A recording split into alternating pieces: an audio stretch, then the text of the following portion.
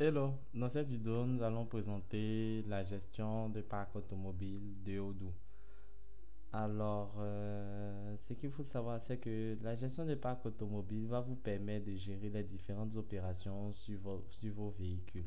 Vous pourrez ainsi les enregistrer, voilà, enregistrer, créer de nouveaux véhicules, ainsi que définir un statut. Vous pourrez enregistrer tout ce qu'il y a comme contrat et obligations au niveau de vos véhicules. Vous pourrez faire les différents relevés kilométriques, essence. Vous pourrez aussi suivre les interventions sur les différents véhicules et au récap avoir le coût associé au véhicule. Enfin, vous pourrez affecter le véhicule à vos différents employés ou collaborateurs et ainsi avoir une visibilité sur l'ensemble des affectations. Donc, de manière générale, la gestion des parcs automobiles va vous permettre d'avoir une visibilité un peu plus large sur vos différents véhicules. En outre, euh, avant d'aborder dans le détail les différentes fonctionnalités du parc automobile, nous allons aussi parler de l'environnement dans lequel vous travaillez. En effet, vous travaillez sur la solution Odoo. Ainsi, c'est une solution multi-utilisateur où chaque utilisateur aura accès à un certain nombre de fonctionnalités selon les droits d'accès qui lui seront affectés. Alors, à niveau de l'interface de Odoo, vous avez de manière commune l'interface messagerie qui va vous permettre enfin de pouvoir visualiser l'ensemble des notifications effectuées dans le système dans votre messagerie. Vous pourrez aussi gérer un calendrier qui va vous permettre d'enregistrer les différents événements qui sont en fait tout ce qui est informations récurrentes pour lesquelles vous voulez avoir des relances ou bien des avertissements, mais aussi vous permettre de planifier votre emploi du temps. Donc vous aurez ici une visibilité sous forme de vue calendaire. Aussi, il y a la gestion des contacts qui va vous permettre de créer les différents contacts qui sont les contacts de vos collaborateurs, des différentes personnes avec lesquelles vous travaillez, ainsi que les contacts d'entreprise avec lesquelles vous êtes en relation. Donc, je pense qu'on a fait le tour de la présentation de la fonctionnalité de messagerie. Ensuite, au niveau de l'affichage, il faut savoir que l'affichage de Odoo est divisé en trois parties. Donc, on a la barre que on va appeler barre des menus. Vous avez le menu messagerie, parc automobile, suivi d'activité. La configuration, seul l'administrateur y aura accès. Ensuite, la barre de gauche qu'on va appeler la barre des rubriques, où pour chaque menu, vous aurez un certain nombre de rubriques que nous allons parcourir ensemble. Et enfin, la partie centrale au niveau du système, qui est en fait, je dirais, là-bas, du moins, l'espace d'affichage, parce que c'est à l'intérieur de cet espace, vous allez pouvoir afficher les différentes informations que vous allez enregistrer à l'intérieur de vos rubriques. Cet espace d'affichage, on peut distinguer trois principaux éléments. D'abord, on a la barre de recherche qui va vous permettre de faire des recherches sur les différentes opérations. Ici, par exemple, je fais save. Donc, je peux faire une recherche d'un véhicule. Voilà. Donc, cette barre de recherche va vous permettre de faire vraiment un certain nombre de recherches à l'intérieur du système. Du moins, à l'intérieur des éléments qui sont affichés. En outre, un clic sur la petite flèche à la fin de la barre vous permettra d'ouvrir le menu de recherche avancé où vous aurez la possibilité de voir les alertes à traiter, de regrouper les véhicules par statut ou bien par modèle et la possibilité d'effectuer une recherche avancée, c'est-à-dire une recherche spécifique sur chacun des champs qui est à l'intérieur de votre fiche. Voilà.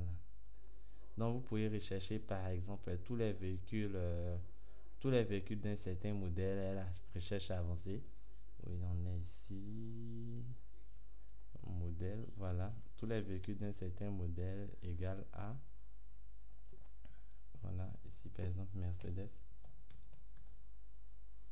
Voilà. Par exemple, on pourra faire une recherche avancée sur tous les véhicules de type Mercedes.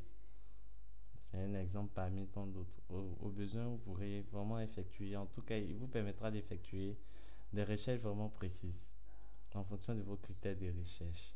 Ensuite, vous pourrez enregistrer vos recherches sous forme de filtres que vous partagerez avec tous les utilisateurs ou bien que vous pourrez utiliser par défaut sur votre affichage. Quoi encore? Je pense qu'on a dit l'essentiel pour les recherches. Maintenant, finissons par les vues. Au niveau des vues, vous avez juste en dessous comment dirais-je, de la barre de recherche, vous avez des petites icônes qui sont en fait les vues. Donc, vous avez ici, de manière générale, on a trois vues la vue cabane, qui est la vue sous forme d'icône, un peu comme les icônes d'un ordinateur. On a la vue liste, qui est sous forme de liste. L'avantage de cette vue, c'est qu'on peut y générer des exports, des différents champs. Donc, on peut générer des exports format CSV ou bien Excel. Et la dernière vue ici est la vue formulaire. Dans notre vue formulaire, nous allons pouvoir modifier les différents éléments et puis avoir accès aux détails des informations. Ok, je pense qu'on a fait le tour des vues.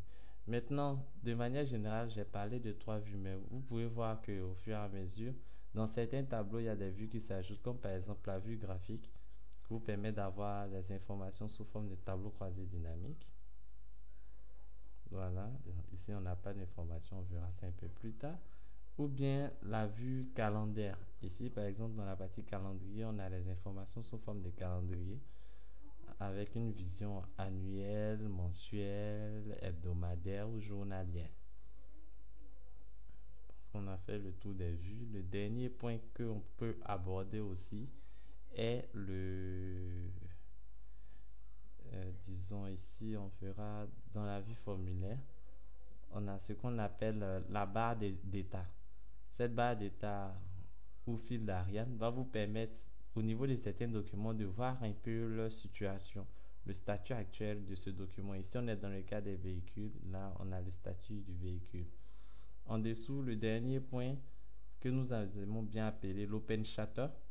L'Open Chatter va vous permettre d'enregistrer des notes qui seront visibles par les autres utilisateurs ou bien carrément d'envoyer des mails internes, des messages internes que toutes les personnes qui sont abonnées au document pourront voir. Et ces abonnés, ce sont en vérité les différents utilisateurs ou contacts à l'intérieur du système. Je pense qu'en outre, il faut préciser que l'OpenChatter, il va vous récapituler toutes les modifications effectuées sur le document auquel il a ajouté. Donc ici, on a vu que nous avons créé le camion Mercedes C500. Ensuite, nous avons ajouté le dernier relevé kilométrique. Bref, là, on a fini un peu. Un autre point, on peut parler aussi des icônes, des mini-icônes. Sur certains documents, lorsque vous allez les parcourir, vous aurez accès à ces icônes-là qui vont vous permettre d'avoir un peu un résumé rapide de tous les éléments relatifs à ce document. Ici, par exemple, on a les contrats affectés à ce véhicule, les différents coûts de ce véhicule, les interventions, ils sont liés au menu d'intervention, le carburant, c'est-à-dire lié au suivi du niveau d'essence et le kilométrage qui est lié au kilométrage, au suivi du kilométrage. Donc, en cliquant sur ces différentes icônes, vous pourrez avoir accès rapidement aux différentes informations liées au document. Ok. Je pense que pour la présentation générale du parc auto, nous avons fait le tour. Je vous remercie.